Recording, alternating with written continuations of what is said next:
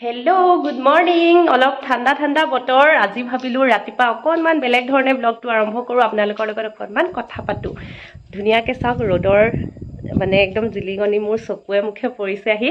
ৰাতিপুৱাৰ এই সময়খিনি বহুত বেছি ভাল লগা, আৰু তাতে আকৌ পৰিৱেশটো কিমান ধুনীয়া, অকণ অকণ বতাহো মাৰি আছে, আৰু ইফালে পাতল পাতল ৰ'দ, ঠাণ্ডা ঠাণ্ডা পৰিছে। এতিয়া আঘোণৰ মাহ, কুঁৱলী আছে, সকলোখিনি আছে ভাল লগা পৰিৱেশত।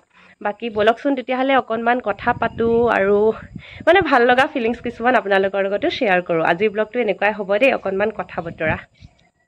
ঠাণ্ডাৰ দিনত ৰ'দত ৰখিও ভাল লাগে, আৰু আমাৰ গোলাপজোপা ফুলি ফুলি মানে পাহিবোৰ সৰি গৈছে, একদম ডাঙৰকৈ ফুলিলেও সৰি গৈছে। মই ৰ'দত একো দেখাই নাই, গ্লাছখন আপোনালোকে চাগে কিবা দেখিছে নাজানো, আৰু গোলাপজোপা দেখাওঁ বুলি ভাবিছোঁ, আৰু লগতে এটা বস্তু দেখাম।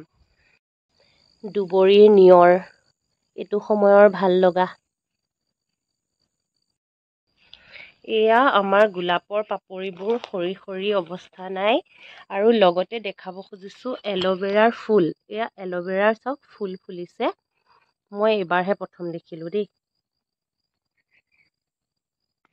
ধানবোৰ পকিছে, কাটিব হৈছে। এইখিনি জেগাত খোজকাঢ়িয়ে ভাল লাগে ৰাতিপুৱা সময়খিনি। আৰু কিমান দিন পাম এনেকুৱা পৰিৱেশ নাজানো, কাৰণ ঘৰ বনাই আছে মানুহে নতুনকৈ। সেইখিনি যে পিছফালে বহুত বাঁহ আছিলে, সেইখিনিও চাফা কৰিলে, কোনোবাই লৈছে নে ল'ব নাজানো। প্লটিং কৰা হৈ গ'ল, আৰু এইফালে ঘৰটোতো হৈ গ'ল। এইটো ঘৰ, এইটো এটা ঘৰ। আমাৰ এইখিনি মানে হোৱাইট হাউচ কলনী নাম দিব পৰা হৈ গৈছে। তিনিটা ঘৰে পূৰা হোৱাইট হোৱাইট কালাৰৰ, আৰু এইফালেতো এইবিলাক মাটি লৈয়ে থৈছে, বিম চিম মাৰি থৈছে, এইফালে ৱাল দি থৈছে, গেট বনাই থৈছে। আহিলে আৰু মানুহ এইটো পৰিৱেশ নাপাওঁ। আগফালে কি ধুনীয়া পৰিৱেশ, আপোনালোকক দেখুৱাই আছোঁ ৰ'ব।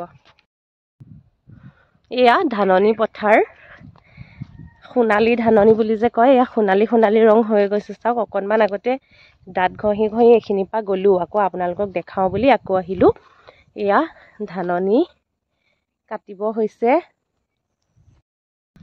এতিয়াৰ দিনত এনেকুৱা পৰিৱেশ মানে বিৰল, পাবলৈ নাইকিয়া বুলি ক'ব লাগিব। কাৰণ আমি যিখিনি জেগাত মাটি লৈছোঁ, ঘৰ বনাইছোঁ, এই জেগাখিনিত থাকি মই নিজকে মানে বহুত বেছি লাকি ফিল কৰোঁ, বহুত বেছি ভাগ্যৱান বুলি ভাবোঁ। কাৰণ হাইৱেটো ওচৰত, আৰু ইফালে গাঁৱৰ পৰিৱেশটো মানে এনেকৈ পোৱাটো মানে বহুত এতিয়াৰ দিনত টান কথা। কাৰণ এতিয়া ইমান বেছি কৃত্ৰিম ন আমাৰ টাউনৰ পৰিৱেশবিলাক, গাড়ী মটৰৰ হুলস্থুল, ধোঁৱা, মানে ভাল নলগা। আৰু ভগৱানক যিমান ধন্যবাদ দিওঁ সেয়াও কম হয়, কাৰণ মানে ফূৰ্তি ফূৰ্তি লাগি থাকে এনিটাইম। আৰু এইটো ঘৰত থাকি বহুত বেছি ভাল লাগে, মনটো মানে ৰিলেক্স হৈ যায় যেতিয়া এনেকৈ বাহিৰ ফালে ওলাওঁ। এতিয়াতো বগলীও থাকে, এইটো টাইমত প্ৰায় ৰাতিপুৱা বগলী থাকে। আজি অহা নাই বাৰু, মানে ইয়াত গৰু ছাগলী যেতিয়া দিয়ে তেতিয়া বগলীবিলাক আহে, প্ৰায়ে দেখি থাকোঁ তেনেকৈ। চৰাই চিৰিকটিৰ চাউণ্ড, মানে এনেকুৱা এটা পৰিৱেশ মানে পোৱাটো মানে সঁচাকৈ ভাগ্য হয়। আৰু গতিকে ইমান ওচৰতে হাইৱে, ইয়াৰ পৰা আপুনি গুৱাহাটী যায়, গুৱাহাটী যোৱা লাইন যিটো গাড়ীৰ, সেইটো ওচৰত। তাৰপিছত ইমান ডাঙৰ বহল ৰাস্তা, মানে ডাম্পাৰেৰে আমি যেতিয়া ঘৰ বনাইছিলোঁ, ডাম্পাৰেদি পূৰা ইয়াত মানে আমাৰ একদম পূৰা বাউণ্ডাৰীত মানে মাটি বালি শিল ইটা চব পেলাব পাৰিছোঁ, চব ফালৰ পৰা সুবিধা। আৰু মই সৰুৰে পৰাই মানে এনেকুৱা প্ৰাকৃতিক পৰিৱেশ বহুত বেছি ভাল পাওঁ। আৰু মই য'ত জন্ম হৈছিলোঁ, আমাৰ মাহঁতৰ জেগাখিনি, সৰুতে আমি সৰু থাকোঁতে এনেকুৱাই আছিলে পৰিৱেশটো। বাহনি আছিলে, ঢেৰ গছ গছনি আছিলে, কিন্তু এতিয়া একদম ইফালে ঘৰ সিফালে ঘৰ, উশাহ ল'বলৈ যেন কষ্ট হয় তেনেকুৱা লাগে। সেইটো কাৰণে ইয়াত আহি মই সেই সৰুৰ মানে পৰিৱেশটো যেন আকৌ ঘূৰাই পাইছোঁ, তেনেকুৱা এটা ফিল হয়। সেইটো কাৰণে মোৰ বহুত বেছি ভাল লাগে। মানে কৈ কৈ ভাগৰি পৰিছোঁ, ইমান বেছি কথা কৈছোঁ।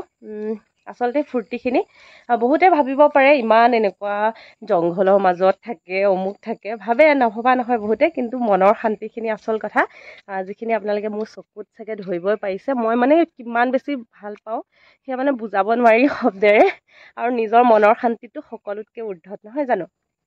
আৰু সেইসকল মানুহ যিসকলে তেনেকৈ কয় বা ভাবে, সেয়া তেওঁলোকৰ দুখ নহয়। আচলতে তেওঁলোকৰ বাবে মই এটাই কথা ক'ম, যে কয় যে কথা এষাৰ আছে, বান্দৰে কি বুজে নাৰিকলৰ মূল, তেনেকুৱাই আচলতে কথাটো।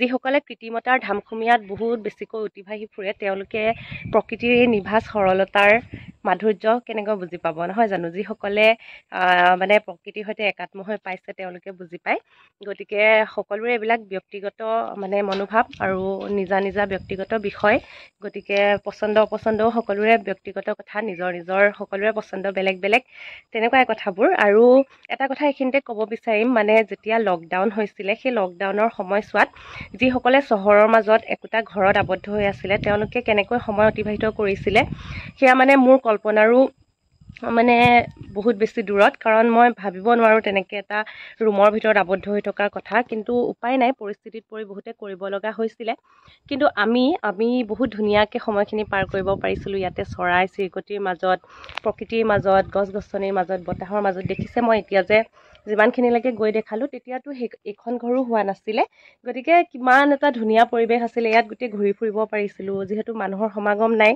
গতিকে প্ৰকৃতিৰ মাজত যিহেতু মানুহৰ পৰাই সেই মানে সংক্ৰমণটো আহিছিলে গতিকে আমি ইয়াতে একদম ধুনীয়াকৈ বিন্দাছ সময় পাৰ কৰিছিলোঁ আৰু স্কুলো বন্ধ আছিলে ডিউটিৰ চিন্তা নাছিলে একদম মানে ধুনীয়া সময় এটা পাৰ কৰিছিলোঁ বহুত বেছি ভাল পাওঁ ইয়াত থাকি আৰু দুখ লাগি থাকে কেতিয়া নোহোৱা হৈ যাব হঠাৎ ভয় এটাও লাগি থাকে কিন্তু যি নহওক নিজৰ ঘৰখন এনেকুৱা এটা ঠাইত মানে কৰিবলৈ পাই বহুত বেছি সুখী সেয়া পথাৰখিনি ইয়াৰ পৰাই দেখা পায় আৰু আমাৰ মানে এটা পৰিকল্পনা আছিলে দেই বিক্ৰম আৰু মোৰ মানে এইটো একেবাৰে গোপনীয় কথা আৰু তথাপিও আজি ওলাইছোঁ যদি এতিয়া গোপনীয় হৈ থকা নাই একো কাৰণ মানে থাকে নহয় ভালপোৱা অৱস্থাতে মানে কিবা কিবি কথা কিছুমান মনলৈ আহে আমি দুটাই আলোচনা কৰিছিলোঁ আমি পথাৰৰ মাজত এটা চাংঘৰ বনাম এনেকুৱা মানে কিছুমান থাকে আৰু চবৰে থিংকিংবিলাক বেলেগ বেলেগ ন এনেকুৱা মানে অদ্ভুত পৰিকল্পনা কিছুমান আছিলে এনেকুৱা প্ৰাকৃতিক পৰিৱেশত এটা সৰুকৈ ঘৰ সাজিম চাংঘৰ যেনিবা নহ'লে এনেকুৱা ঘৰেই হ'ল কিন্তু হ'লেও যে পৰিৱেশটো যে পালোঁ কয় নহয় মানুহে ভাবি থকা কথাবোৰ কেতিয়াবা সঁচা হৈ যায় সেইটো কাৰণে সপোন দেখিব লাগে